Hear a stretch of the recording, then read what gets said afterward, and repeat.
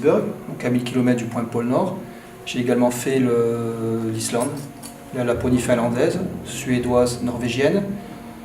J'ai fait le Groenland. Et là, je m'apprête à partir en Russie dans quelques jours pour les ours bruns. La difficulté de partir photographier mon monde hivernal, comme je l'appelle, c'est d'y aller toujours en hiver. Au mois de février, généralement janvier-février. Donc il fait très froid, des moins 20, des moins 30. C'est pas évident, on est assez emmitouflé, que ce soit les gants, les premières couches, deuxième couche, la veste, les capuches, les gants. C'est souvent difficile de photographier avec les gants, donc on travaille sans gants par moment. Au niveau des équipements, à peu près je dois avoir 20 kg, 25 kg de matériel photo et vidéo. Et autant pour les affaires grand froid. En général, je pars entre 50 et 60 kg de matériel.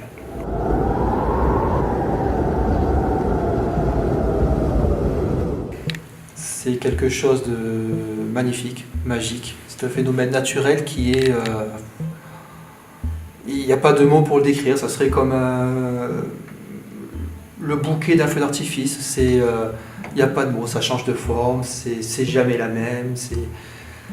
Mais pour ça, il faut en général le faire le soir, dans des conditions climatiques pas évidentes. Parce que le froid vous paralyse les mains, vous paralyse le visage. S'il est agrémenté malheureusement de vent, c'est encore plus délicat et plus difficile. On est obligé de travailler avec des couvertures au niveau du matériel photographique parce que les batteries ne tiennent pas le choc. Une aurore boréale, elle peut durer une demi-heure comme elle peut durer 2 heures. C'est ce qu'on appelle la chasse aux aurores boréales. Donc est-ce qu'on aura la chance? Est-ce qu'on n'aura pas la chance? Ça fait partie du jeu comme un chasseur. Moi je chasse les aurores donc...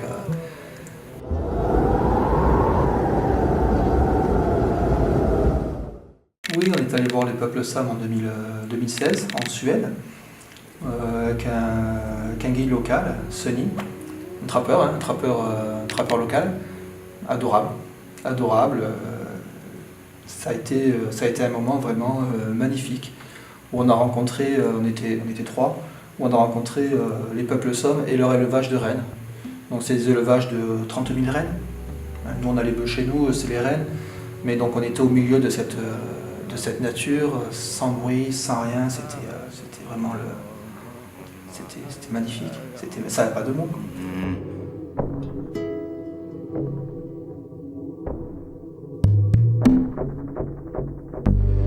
Il y a 2-3 ans, donc au Spitsberg, on a eu la chance de voir les ours polaires, de loin, toujours en sécurité avec un guide parce que le Spitsberg, ça reste quand même un pays assez dangereux par sa nature et par ses animaux principalement, donc on est obligé d'être accompagné d'un guide local qui est lui-même armé. Donc j'ai pu faire quelques photographies d'ours polaires au dos d'une motoneige pour pouvoir justement les photographier. Et là on part donc dans une semaine faire à frontière russe faire les ours bruns.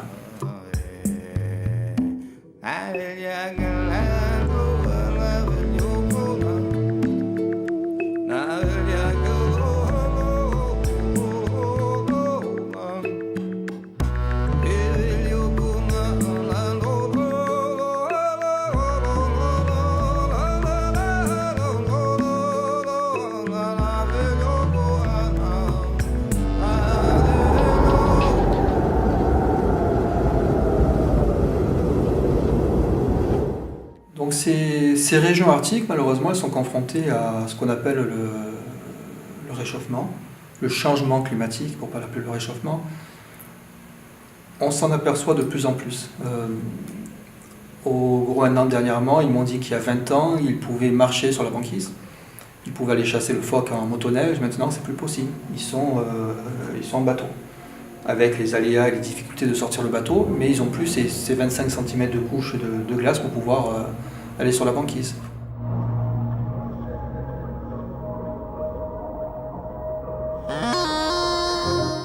On l'a vu également donc, en Islande avec le glacier de Vatnajökull qui avait reculé en 1 an et demi d'à peu près 100 mètres et sa hauteur avait diminué d'environ 10 mètres. Donc toutes ces choses-là, on les voit également quand on part. Le fait de discuter avec la population locale. Toutes ces choses-là fait que je pense, à titre personnel, que le réchauffement climatique, il est bien présent malheureusement. Après, il faut travailler pour nos enfants, pour que nos enfants apprennent certaines choses. On éteint la lumière, on ne fait pas couler l'eau, et ainsi de suite. C'est tous ces petits enseignements aux enfants qui peuvent les aider plus tard à retransmettre ce qu'on leur a appris pour essayer de préserver notre planète.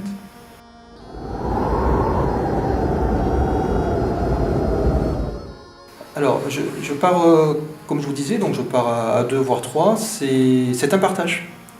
Alors, lors d'expositions, je partage mes photographies aux personnes qui viennent les voir, aux enfants et aux plus grands. Mais le fait de partir à 2 ou 3, c'est aussi un partage. Et c'est pour ça que derrière ma passion, derrière ces reportages, je vais en faire profiter aux gens. Au détour d'une exposition, si on peut les faire voyager, leur faire voir les facettes de notre monde. Notre monde est riche, hein, notre monde est beau. On le détruit à petit feu malheureusement, mais notre monde est beau. Donc voilà, par le biais des expositions, si on peut leur faire voir tout ça et leur faire apprécier ce beau monde, c'est Paris gagnant.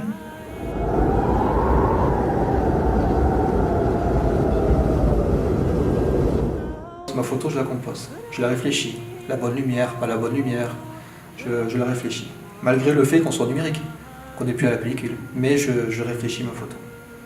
Parce que derrière, si vous avez 2000, 3000 photos, pour moi, c'est plus de la photographie. Je ne dis pas qu'on n'est pas photographe, mais c'est plus de la photographie.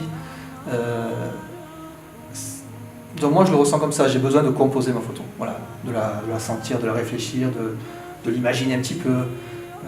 Voilà, quoi. Parce que moi, je ne fais pas de rafale non plus. C'est photo unique, voilà. C'est photo par photo. Donc pareil pour les animaux. Je rentre dans l'appareil photo, je prends ma photo. Voilà. Je ressens le sujet et j'essaie de le retranscrire au mieux que je peux. Un matin, au lever du lit, ces lumières elles m'ont réveillé et ça a été magnifique. Donc j'ai couru jusqu'à la plage de Hoffne pour pouvoir photographier ces morceaux de glace sur les plages. Pareil pour ces trois boulots en Norvège, toujours en 2014. J'ai fait une fixette, un blocage, comme on dit. Je voulais absolument avoir mes 3 arbres sur un fond blanc. Donc on a dû passer pratiquement la journée à chercher mes 3 arbres sur un fond blanc. Parce que j'avais une certaine idée de ce que je voulais, la photo que je voulais. Comme je vous disais tout à l'heure, je la réfléchis, je la pense, j'avais quelque chose en tête. Et donc oui, j'ai passé quasiment la journée à chercher mes 3 arbres. Et chaque fois que je trouvais des arbres, je m'arrêtais, je regardais, non c'est pas celui-là, on continue. Et ça a duré comme ça jusqu'à pratiquement 15 heures d'après-midi. Et une fois posé devant, j'ai fait mes photos. Il restait à peu près encore 1 heure devant à trouver la bonne luminosité pour justement avoir ce que je voulais, quoi. Pour que, comme je ne retouche pas mes photos, pour que le fond se détache du premier plan.